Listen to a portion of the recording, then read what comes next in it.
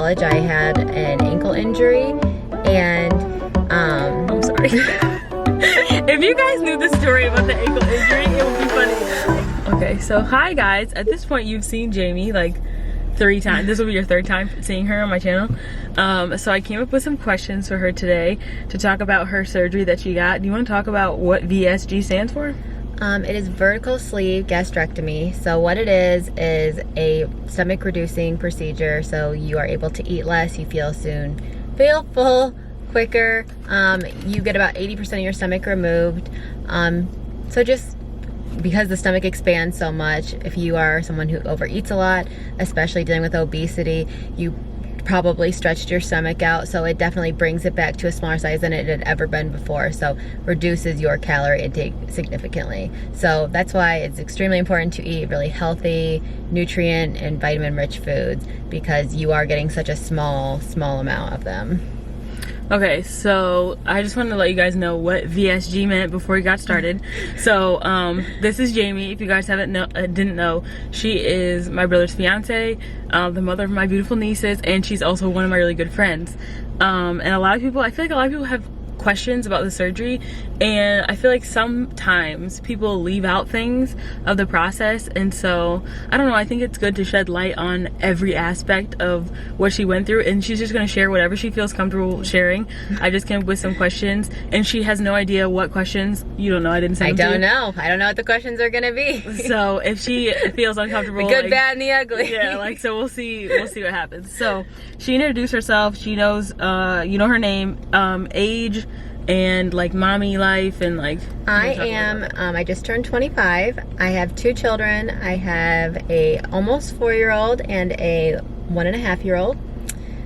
So yeah. Okay.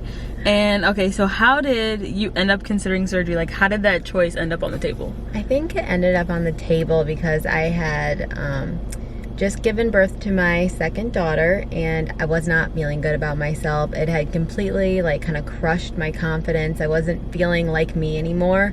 I think like my weight was just like affecting every part of my life, and I think I was just feeling like physically unhealthy. Like my knees were aching to the point where I felt like, you know, I would try to go to the gym, but I wasn't feeling like, no matter what I was trying to do, it seemed like it was working for me. And, you know, with trying to balance being a mom, and I just had a little baby, knowing that the process does take a long time for weight loss surgery, I went to a consultation just to see what it was all about. I'm forever grateful that I did. But I just, you know, initially going into it, I was not 100%, oh, this is what I'm doing. It was, let me go and see what this is all about, and what I'm reading online or what I'm seeing pictures of. It's like, is this, you know, something that would work for my life and my body? Okay, cool. So what type of research did you do? I think the first thing I had seen that had made me look into it was an Instagram post, actually, and it was a before and after of somebody. I thought, oh my gosh, how did they lose that much weight that fast? And kind of followed her journey to see, you know, how she did it, and then started following others, and then from there on I started researching. There's several different types of weight loss surgery. Well, not several, but there's a few. Yeah. And there's the gastric sleeve, which is what I have. It is not a physical sleeve. It cannot be removed like the lap band. Once it is done, there's no reversing it. I know a lot of people in my family had thought, you know, sleeve, you imagine something going over your stomach. That is not what this is. You could get a gastric bypass, or I know there's another, I think it's like RNY, but to be honest, I'm not super familiar, so I couldn't really touch on that. But I know for me, the sleeve, the research that I had found was that it would be best for me, and my surgeon confirmed that based on my age, because sometimes with a gastric bypass, they need revisions long term, and with being a younger bariatric patient, it was something that I wouldn't want to have to do again, like down the road. Okay, sounds good. So you kind of touched on it a little bit, but what other options did you consider? Well, for me, right when I had met the surgeon, and they had, so what my plan was, through my doctor's office, you could not gain weight, but there was not a certain set amount you had to lose, and you were meeting a dietitian for 6 months, and that was through my insurance. That was their requirement, and like a lot of different testing. So at the time I had thought, let's, either way, meeting with the dietitian is healthy, so I'm gonna, you know, ride this out for these months and see, and I'm gonna see how much weight I've lost at the end, and we'll see if this is still something I really want to do. Throughout the process, I knew that for me, it was something that wasn't just physical, it was psychological, and throughout, you know, the process, they do have you do like a psych evaluation. Yeah. And you know, that's basically just a piece of paper. It's just questions. It's not, so I think it's really important, you know, something that I had to deal with was, you know, you have to address why you are an overeater, how you got to that point, because if you don't, you will 100%, in my opinion, get back there. It does not cure the reason that you know, became obese. I like that you touched on that, because I think a lot of people, especially even watching like what is that, My 600 Pound Life, they're like, let me just get the surgery, but then after the surgery they're like, why do I still feel hungry? It's like, you never addressed why you eat this much, or you've never cut back, or you've never experienced like, okay, this is a normal sized portion, and that's really important for moving forward. Yeah, definitely. And I think so many people, like, food is comforting. Everyone thinks that. When you have a bad day, like, you know, when you're on your period, when you're just like feeling emotional, when you're happy, people celebrate. They, you know, emotional like feelings and food go hand in hand. And you know, being able to separate that, even sometimes now, like when it's hard, like I'm having a bad day, I do not let myself go into I'm having a bad day, let's just eat. But for a long time, that was my go-to, that was my comfort, that was my confidence, was eating, and I had to learn that was not healthy, and that, you know, you kind of have to go through this period. It's almost like it's a weird process, like right after, yeah, you have to like almost reteach your body about, you're gonna have to handle those things. You can't just eat. Okay. So you talked about like, gotta work on that relationship with food. Right. Exactly. So you kind of answered this, like why you picked this route versus like anything else. I guess not really. Yeah. You know, I had gone through a lot of different periods of, you know, right when I had gotten pregnant with my first daughter, I finally was getting down to a weight I was comfortable with. I was in college, and I was very, very thin through high school, and then I gained a lot of weight in college. I had an ankle injury, and I'm sorry. If you guys knew the story about the ankle injury, it would be funny. But like, I'm sorry. A drunken ankle injury with Sarah. It was funny. Yeah. But okay, sorry, that sounded really bad. I had an ankle injury, which I wasn't moving at all. I wasn't exercising. I was going to the cafeteria, eating like 5-course meals 3 times a day, which in college, I think that is one of the things I am so frustrated about by these colleges is, you know, people talk about the freshman 15 like it's just like some joke, but for a lot of people it's a lot more than the freshman 15. It's, you know, the start of a downward spiral for the rest of their life of unhealthy eating. So I think they need to prepare high school students for the cafeteria. But you know, for me, it was just a downward spiral for me of having an injury, the cafeteria, being away from home, you know, just a lot of things I had never experienced. And I probably had gained around 80 to 100 pounds within a year and a half, 2 years. So when I finally started losing the weight, you know, I got pregnant with my daughter, and pregnancy, everyone's, oh, you're eating for 2. And then I kind of went back on that downward spiral, and then I shortly got pregnant again with my second daughter. So it just felt like there was never an opportunity for me to keep that weight off, and for me to be successful and be healthy with my weight loss. So, but it was just something that I felt like I couldn't get out of that downward spiral, I guess. So that's why I chose it. But also you took the initiative too, and like I put her Instagram on there. She like is really good with picking out her food and like looking to see what's on the back of it, and like, yes, there's a point that like that could be obsessive behavior, but she's not there. I'm just saying that like she's not there. I'm just saying that like that's good. No, that's good behavior, and she'll get to a point where she can look at her food and be like, oh, this is a good size for me, or I need to stop eating now, you know. But like in the beginning, which I always say in all my videos, is like when you're trying to lose weight initially, you need to be tracking your food very like thoroughly so that you can get to the point where you can intuitively eat, or just look at your food and know it's enough. 100%. I'm 7 months past surgery, and I still weigh my food. I track my food, and sometimes I can eyeball depending on how much I eat that food. But for me, diet is the number one thing. For, you know, my lifestyle, I try very hard to limit sugar, carbs, things like that. You know, in my opinion, there's not a real reason for them in my body. For me, it's something that I know it's like a slippery slope of getting into eating. So I am super strict with myself about my diet. Does that mean I never have treats? No. I eat good stuff all the time. I eat snacks. My fiance, her brother, is like the snack king. So, you know, I think it's just learning. It's learning when enough is enough. Yeah. I think that's like the balance with anything, with anyone trying to be healthy. I mean, you know, too, I know like when Sarah and I first met, and she will not 100%, when she starts becoming vegan, you know, lots of snacks. Like you think, like it's just learning, teaching yourself balance. I think with anything in life you need balance, but especially with eating, you need balance. Like you can have, you know, all the good stuff, but just more of the really good stuff. Right. That's good for you. Stuff. Okay, so how did you, we're getting more into like the whole process now. So how did you pick a doctor for her surgery? Well, I went with a local doctor, but I had done, there where I live in Columbus, Ohio, there are two major hospitals. There is Mount Carmel and there's OSU. I had a really good Ohio State. Yeah, the Ohio State University. I had my daughter at OSU. I had a wonderful experience, but when it came to their bariatric program, I didn't know much about it, and I had heard really good things about Mount Carmel's. So I figured, based on what I had heard from other people, that Mount Carmel's would be a good one for me. And I know nationwide it was recognized for being really good, so I thought this would be a good program for me. And then I met with my surgeon. I liked him a lot.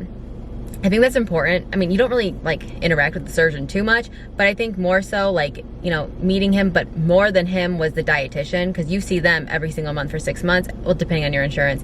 But I do know a lot of people, and this is not a criticism, think, I don't want to go through 6 months. I do not want to deal with that. Without those 6 months, those are key. You take classes, you do testing to make sure your body can handle it. You learn. If you do not learn and you fly off to Mexico, which I know that is something a lot of people do, and I don't mean to be critical because I know this is not very nice, but if you fly off to Mexico and you do not get that training, it could be harder for you down the road, not having, you know, that support from that medical care team local to you. Because I know now, even I could call them and get advice, or, you know, get the help that I need, and they're not in a different country. Right. You know, so there is a reason for that 6 months or whatever your insurance requires or your program requires.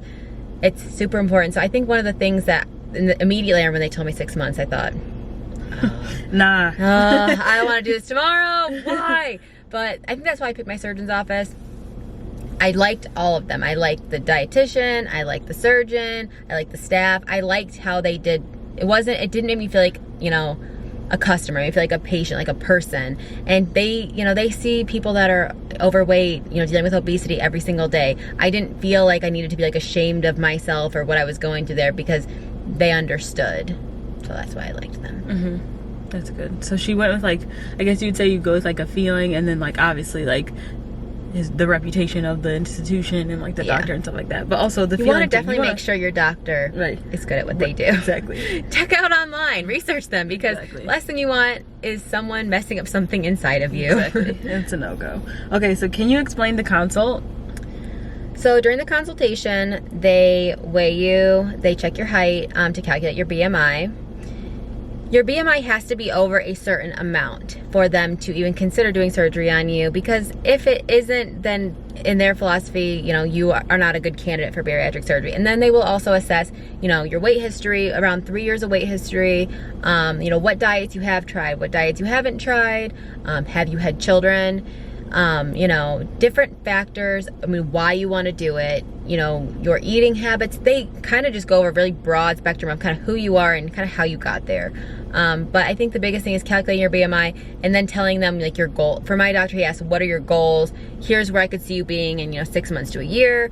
You know, so it gave me a lot of hope. I remember him just writing on a piece of paper, well, I think this is where we could have you in here. And I was thinking in my head when I'm sitting there, like 234 pounds, like, oh my God, like, is this really possible for me? So, you know, I think having that conversation with him, but also knowing that like it's not just like, oh, everything's perfect, like it's real changes that go into making that. And it is the thing my surgeon said a lot, which I think was so key for people to understand who are considering surgery. It is not magic, it is a tool. And like any tool, if you're trying to go out and dig a hole with a shovel, if you're, you know, using your fingers instead, the hole won't come. Like the tool, if you use it properly, it will work. If you use it, you know, not properly, it's not going to work. It's not going to fix your weight for you. It's not going to lose weight for you. It's something you have to work at every single day. It's, you know, not a diet, it's a lifestyle change. Facts. You kind of mentioned this like a little throughout. Oh, actually, you know what? You said something that I wanted to ask you about. You mentioned children. What would he have said, do you think? Like, what is their policy on, like, have you had kids or like not? So basically what the policy is, and this is something that it varies from surgeon to surgeon, but you're kind of committing to not have children for 18 months to 2 years.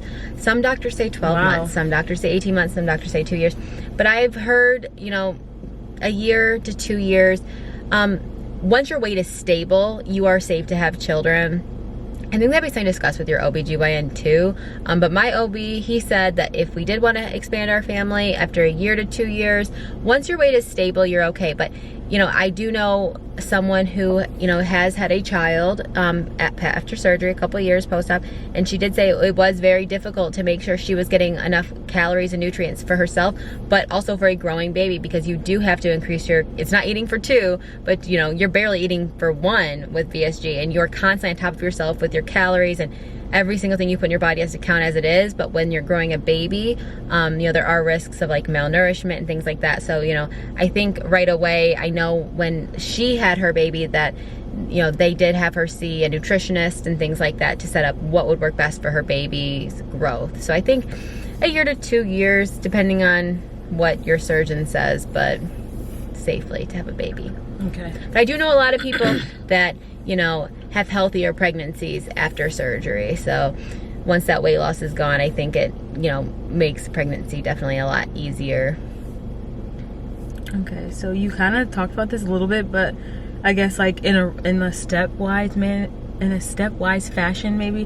What were some of the steps you needed to take before the surgery? So they give you like a CVS pharmacy receipt list of things you have to do. And I remember leaving the appointment and looking at the 6 months and looking at the list and thinking, what in the world is this? I did not know about this. So you have to do 6 months of meeting with a dietitian. You meet with them every single month. They go over basically everything you're doing, like what you're eating, your water, preparing you for surgery, preparing you for those changes that you're going to have after surgery, tracking your weight, because if you are gaining weight, then the whole program probably isn't working the best for you, and they're gonna, you know, modify your program. You also need a scope done of your stomach, an upper GI, which is where you swallow this liquid, and they basically do like a, I don't even, like kind of like an x-ray to see like it go down. Like to, yeah, that's what it was, to see how you swallow. Then you need an EGD. And then you needed the psych evaluation. You need to take, for my program, you had to take nutritional classes. Basically, it was a group of people who were all doing the same thing with bariatrics in their program, and it was a few hours of classes. 3 years of weight history. How do you remember that? Well, you, like, look at your phone or you something? you have to like get medical records. Oh, okay. Yeah. So guys, this is a big step. Well, and this was mostly through my insurance, but I know that programs will not just like, I mean, in other countries, I know some people who have gone to Mexico and they have been very successful, and they have had great weight loss, but they do not require this the same way. But you know, most surgeons, for your health and safety, and you know, for their safety, they will not perform surgery on you without making sure that you can physically handle it. You know, that your heart is okay, your stomach's okay, you don't have like ulcers in your stomach. So I think it's just kind of and then you do have to get a physical and a clearance from a physician, like a regular family physician. There's a lot of stuff you gotta do. It's a long 6 months, but I've heard 3 months, 6 months, 9 months. You know, it just depends on your insurance. Okay, so this kind of leads into that, the time frame of all this. So I first went to the doctor for my very first consult appointment in October. It was the end of October, and I met with the dietitian for the first time in November. I did not have my surgery until August 1st. So there is a good chunk of time, but in the moment it seems like very stressful, but it's all for a good reason. And they're going off the surgeon's schedule at the end and things like that. But I had my surgery on August 1st. I'm not 100% sure when my first, so, you know, I'd say like 6 months to a year process-wise. And then to lose the weight, I am 7 months post-op and I am at my goal weight. So it had taken me probably about, you know, 6-7 months to lose my weight. Okay, so we're gonna make this a 2-part video because I have way more questions for her. So make sure you guys comment, like, and subscribe, and we will see you in part 2. Part 2.